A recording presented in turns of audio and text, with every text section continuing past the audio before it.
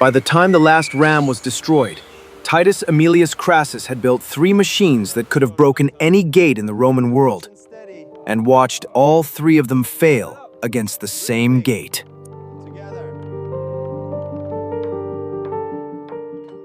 If the engineering behind Rome's most devastating war machines fascinates you, subscribe now. The story of how one man's loyalty to his father's blueprints nearly cost him everything starts here. That's where this story ends. Let me tell you how it begins. 300 yards behind the siege line, outside Jerusalem's northern wall, in the late spring of the year 70, Rome built a factory. Not a workshop, a factory. You had to walk a full 3 minutes from end to end of it, past timber yards and furnace complexes and rope walks, and the endlessly loud assembly area where the ram frames were joined and squared. The scale of it was Roman. That's the only word that works. 400 men, 3 rotating shifts, 30 tons of cedar moving through the yard every week. And overseeing all of it, a single architect with a leather tube under his arm. Titus Aemilius Crassus had been building things for Rome since he was 17. Roads in Galatia, warehouses at Ostia, a granary complex in North Africa that his father had designed and he'd completed after the old man's death. He was one of the best structural engineers in the army, and he knew it. The quiet, unstated way that men know skills they've had long enough to stop noticing. His father's name was Gaius, and in the leather tube under Titus's arm were Gaius's original plans for the battering ram machines that had broken the walls at Jotapata 3 years earlier. The tube was old. The cord that held it closed had been retied so many times that the knot was a different color than the cord itself, rubbed smooth from handling. Titus opened it every morning the way some men touch a scar, a habit that had stopped being conscious years before. What was in the tube were plans for a suspended battering ram. The Romans called it an Ares, engineered to transfer maximum force into a gate through careful management of the pendulum's swing arc. 430 Roman pounds of iron for the head, 12 meters of stripped Lebanese cedar for the body, a specific knot and ring suspension system Gaius had refined over 20 years. Titus knew these plans the way he knew his own face.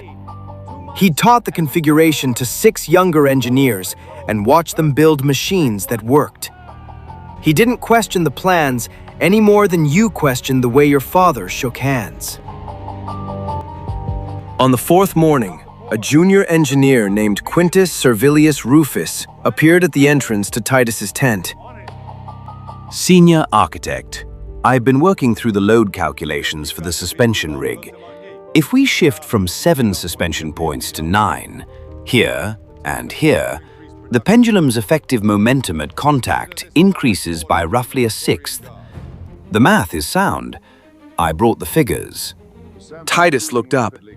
He looked at the papyrus with the expression of a man examining something left on his doorstep by an animal.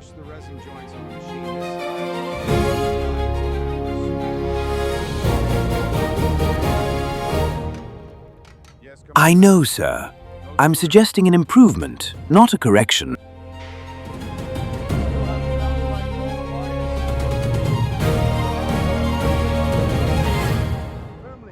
Quintus gathered his papyrus. He was young enough to know arguing had no use here. He nodded once and left. Titus felt the flat satisfaction of a decision properly made. Then he rolled out his father's plans and checked the timber specifications against the yard inventory. At the tent door, he didn't notice the old legionary carpenter, a man named Dexter, setting tools in order for no reason anyone could explain, pause for half a moment before walking away. Dexter was 60 years old.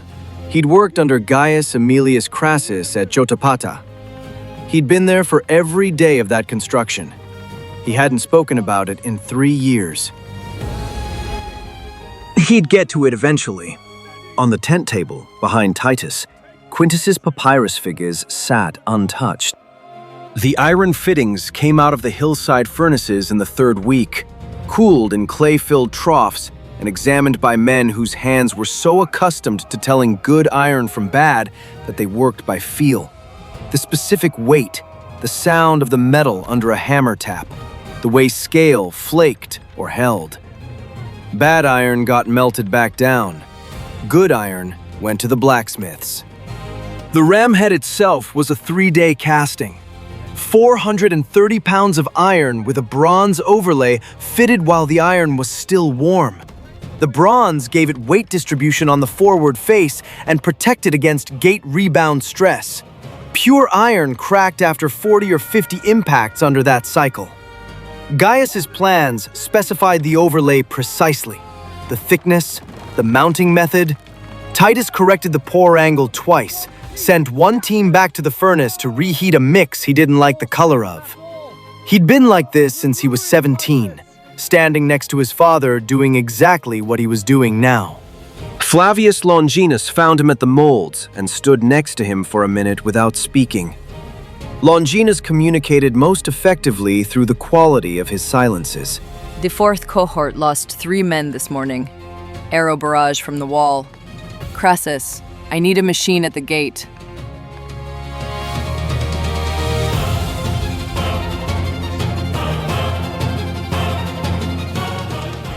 Longinus looked at the glowing pour for a moment.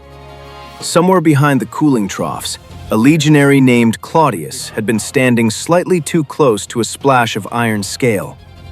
He kicked his sandal off without changing expression.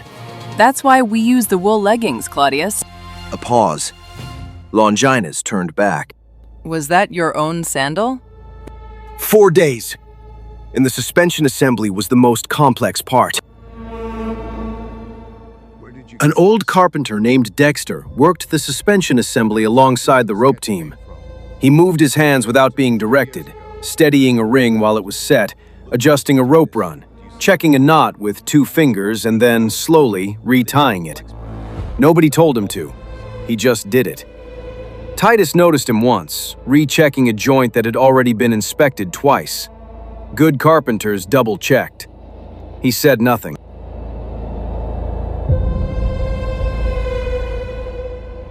On the 4th morning, the ram was complete. Walked to the siege line on wooden-wheeled transporters, 30 men handling the guide ropes, the machine swaying with its own weight. The iron head caught the early light and threw it back cold. It was one of the most precisely built things Titus had ever assembled. Deployment took 3 hours. 120 men at the ropes. The gate was 40 feet away. Jerusalem's north wall rose above it, and on the wall, defenders watched. On the first swing, the gate shuddered. And on the 3rd swing, the suspension failed. Not where Quintus's calculations had predicted. Not at the ring configuration he'd proposed changing. The failure was at a bracket Titus had designed as solid, a connection that, under actual operational load, transferred stress in a way the plans hadn't anticipated. The bracket cracked. The rope skewed. The ram swung wrong on the 4th impact and hit the gate obliquely, and that sideways force collapsed the whole suspension. The gate held. 3 men bruised by rope recoil. The suspension, Gaius's suspension, built exactly as the plan said, was destroyed.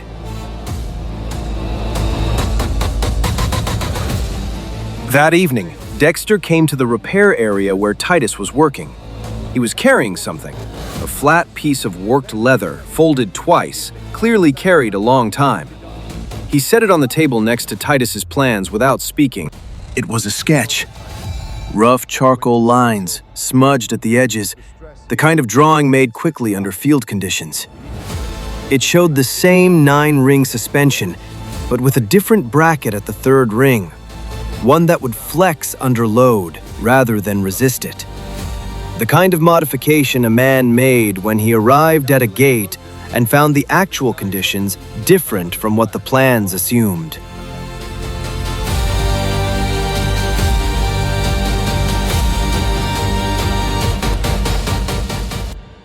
Your father drew it. At Jotapata. Third day of construction, when we saw how the gate was hung. He changed the bracket on the spot. That's what we actually built. The plan and the sketch show different things. Titus set the leather sketch down very carefully, as if it were fragile. He stood up. He walked out of the tent without speaking. Dexter watched him go. He'd waited 3 years. He could wait a while longer. The second ram was rebuilt in 48 hours. Titus drove the pace himself, working through the night by lamplight, and the teams worked because he was working.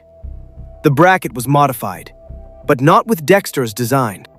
Titus had studied Dexter's sketch until he could reproduce it from memory. Then he'd filed it away in the back part of his mind where inconvenient things went, and designed his own bracket modification. Better than the original, he was sure. He'd been building for 30 years. The sketch was interesting, but the final design was his. He didn't show it to Quintus. There was no reason to involve Quintus. The first 5 swings of the second ram were good. The gate shuddered differently from before, deeper, more structural.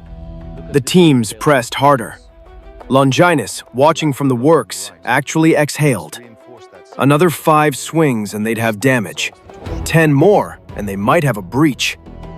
On the 6th swing, the rope team on the left flank lost coordination. A stumble, a half step lost, one man catching himself on a neighbor's arm. The kind of thing that happened in the noise and confusion of actual field conditions. The ram's swing skewed 3 degrees. Under Titus's modified bracket, a 3-degree skew put torsional load through the suspension in a way he hadn't calculated for, because his modification had assumed perfectly coordinated teams. The primary ring cracked. The rope ran free. The ram swung down and hit the ground instead of the gate. 3 men knocked down. 1 broken wrist. The gate was intact. Longinus came to Titus's position with the expression of a man delivering a decision cleanly, without anger, because anger would be an indulgence. I'm removing you from command of the RAM project. Servilius Rufus will take the rebuild. I need a machine at that gate in 48 hours. Titus said nothing. That was the specific moment when the world stopped making the kind of sense it had made. Quintus Servilius Rufus, 26 years old, trained in theoretical workshops in Rome, was going to take his father's factory and build something that wasn't his father's machine. Looking at the wreckage in the dirt and the gate still standing, Titus couldn't make a technical argument for why that was wrong.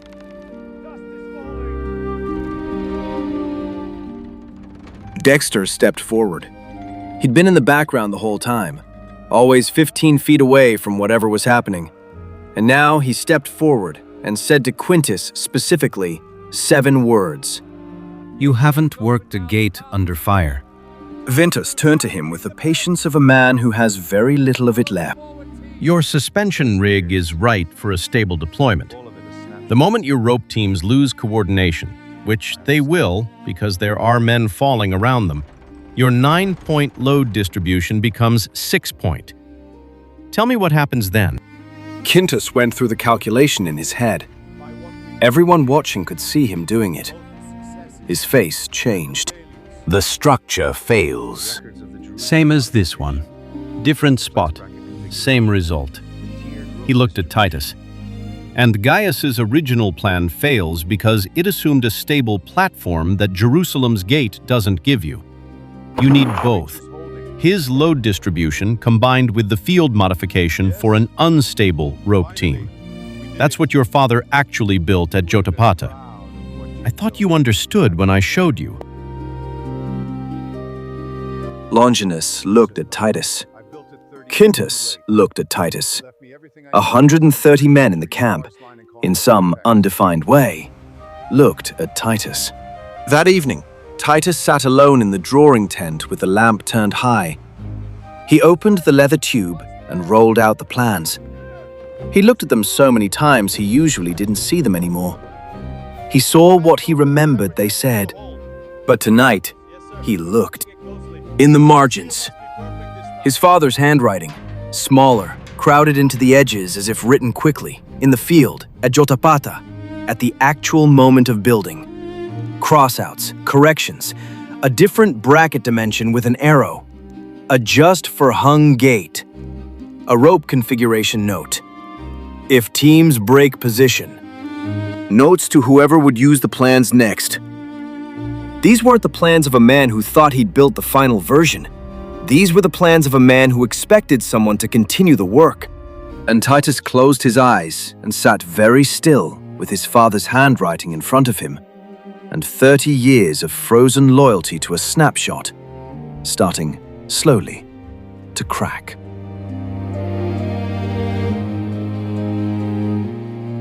If you want to know what he decided next, and how one man's choice in 70 AD changed the way sieges were fought for 300 years, make sure you're here for it.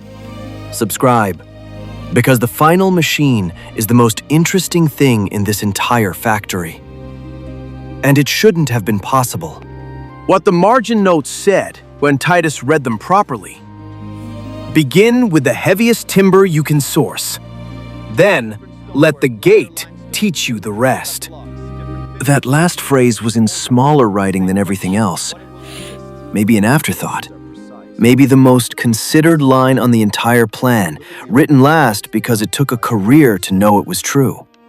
Titus sat with it until the lamp burned low.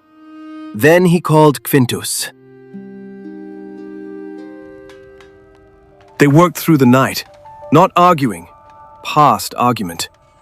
Titus had the field knowledge, the specific behavior of rope teams under fire, the way a hung gate transferred impact forces differently from a surface-mounted one, the micro-adjustments teams made when the ground was churned from previous attempts. Quintus had the mathematics, the load distribution calculation Titus had never done precisely because he'd always trusted the inherited configuration. Together, on the table between them, they built something new. Not Gaius's design, not Quintus's modification. Something that contained both, because it had to. Because Jerusalem's gate wasn't Jotapata's gate, and 70 AD wasn't 67. And a plan that was the last word on anything was just a plan waiting to be wrong. 9 primary rings, as Gaius had designed, but the flex bracket from Dexter's sketch, which absorbed torsional load from a skewed swing. And Quintus's ropework modification, a tiered system where if 3 teams dropped out, the remaining 6 redistributed the load automatically rather than concentrating it at the failure point. The math was Quintus's. The field validation was Titus's. The flex bracket was Gaius's. Built the 4th time because Gaius had expected a 4th time and left notes for whoever was there. The 3rd ram went forward on the morning of the 6th day. The same long walk to the siege line, the same rigging, the same weight of expectation. The first swing hit the gate with a sound like a ship's mast snapping. The frame shuddered and dust fell from the wall above. On the second swing, a crack appeared in the gate's left leaf, structural, deep, running along the grain. On the 3rd swing, an iron strap hinge tore loose. On the 4th swing, the rope teams lost a quarter of their coordination, exactly as Dexter had said they would, and the rams skewed 3 degrees and hit obliquely. But the flex bracket absorbed the torsional load, and the rig held, and the oblique hit widened the crack. On the 5th swing, the gate opened. Not collapsed, not broken into pieces.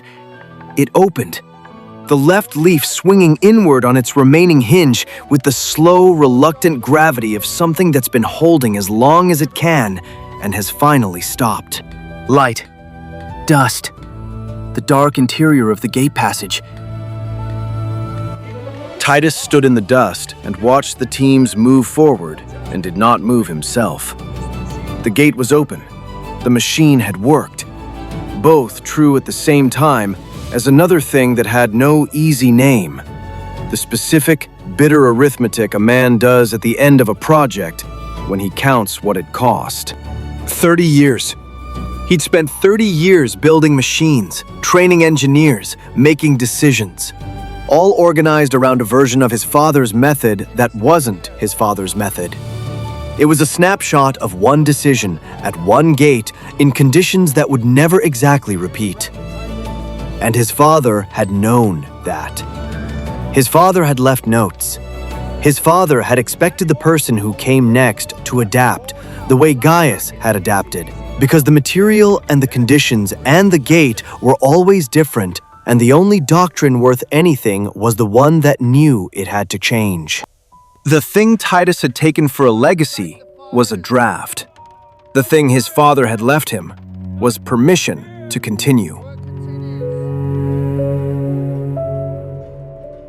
He'd needed 30 years to read it.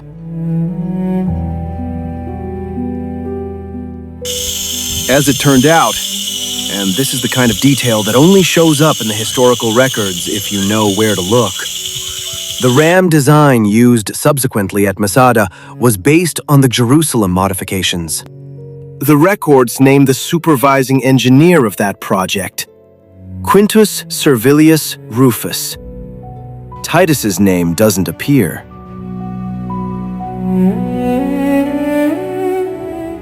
Which is maybe the other thing legacy does.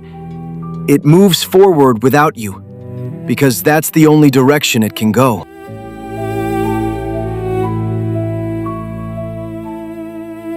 Dexter came to find Titus in the early afternoon. He stood next to him, and they both looked at the gate. One leaf hanging open, the other collapsed inward, the iron head of the ram still buried in the wood. He would have been proud of what you built today.